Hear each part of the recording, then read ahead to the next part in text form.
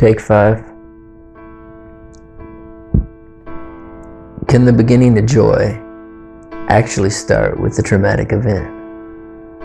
A forest fire might leave a wake of devastation in its path. It seems like the tragic loss of beauty in a split second. But most people never realize they're just inches below the charred surface. New life is just waiting to spring forth. To most observers, my childhood was totally void of any disturbances. But in my eyes, I was cursed.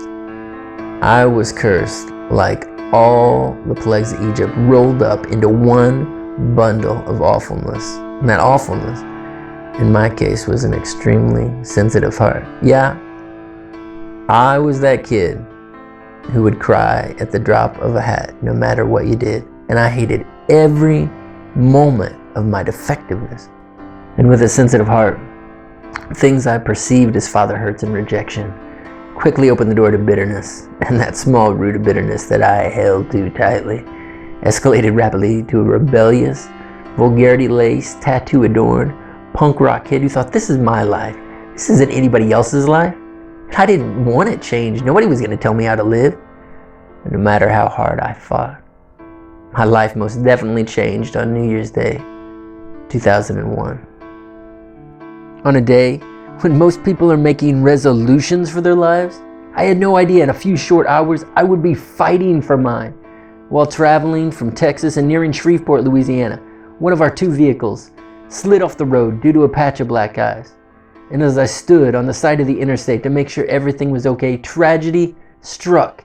In the blink of an eye, another vehicle lost control at 70 miles per hour, colliding into my body.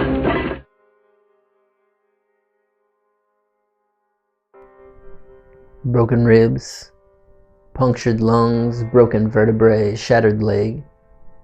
My spleen was removed, but the most serious, a lacerated liver. I was bleeding to death. I depleted the blood supply that they had on a 24-hour period of time. My parents didn't even recognize me. I was in intensive care for more than a month. And here I am being declared a miracle. But that miracle took on a totally new shape, and all I saw was a wheelchair. If being alive is walking on water, I was Peter, sinking in the waves, and the cold, bitter sting of depression and fear consumed my very being. I was gonna accomplish nothing. No one was ever gonna love me. The smallest, most menial task seemed like an impossibility. You would just take an independent person and pull the rug out from underneath them. After many years of trying to do it on my own, after grinding through the gears and stopping short of my target, feeling lost or at least like I'm on the wrong side of town, I made the best decision of my life. I gave all of my heart to Jesus Christ. And honestly, I don't remember the day or the hour, but I've experienced a lifetime of joy in these past 10 years. I would have loved X-ray vision. I would have loved super strength. But God just simply started taking my eyes off of what I couldn't do and putting them on what I could do. I've traveled all over the US, Canada, Europe, and Africa. Not the way I wanted to, but from a wheelchair. I've encouraged people that I never thought you could encourage. I've been part of ministering to kids in prison. I've seen hundreds of people come to Jesus. I've experienced amazing miracles, and it just keeps getting better. Been in many situations where fear, doubt, and anxiety easily could have overwhelmed me if I let them in even for a millisecond. For they are the destroyers of God's great plans. But the one thing that I found true over and over, that God is greater than any circumstance that arrives in our lives.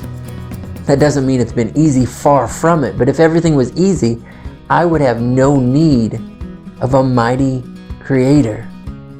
But when I trust Him with everything that I have, it's been amazing to see that He's had every step of the way covered in a much greater fashion than I ever thought possible.